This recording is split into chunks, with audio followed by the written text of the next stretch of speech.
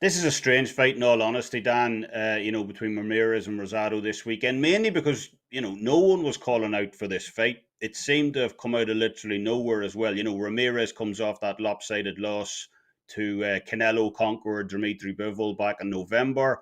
A lot of people, had Ramirez, who was undefeated at the time. Possibly in and around that Callum Smith type of bracket.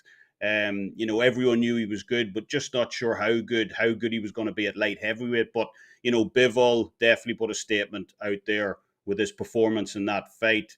That look, in light heavyweight terms, there's him and Artur Beterbiev at the top. Everyone else is playing catch up. So, this is Ramirez's comeback fight, obviously, this weekend against Gabriel Rosado. And unfortunately, I only see this going one way on Saturday.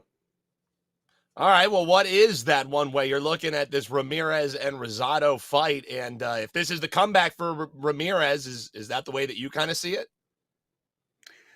Well, like I said at the start, this fight, really came out of nowhere. Gabe Rosado is a fighter who in his prime was primarily operating in and around 154, 160. So, to see him now suddenly jump up to 175 for the first time in his career at 37 years of age against, an absolute monster in Gilberto Ramirez.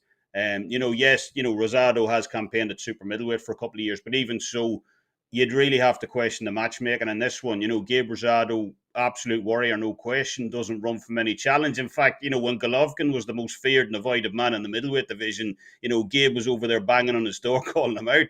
This guy loves a challenge, but, sometimes fighters need saving from themselves. I just don't see how this fight doesn't end up in a brutal knockout to Ramirez. His size, his power. He's finished 30 of his 44 wins inside the distance as well. And, while there are no odds listed out there right now for method of victory in this fight, I just see this one ending in brutal stoppage somewhere between, the middle rounds, rounds 5 to 8 potentially. So it's not a fight I'm particularly looking forward to be honest. Maybe Gabe Rosado was one last great performance left in him, but I highly doubt it. And this one should be reasonably hard to watch, in all honesty, especially for a fellow Philly man like yourself, Dan.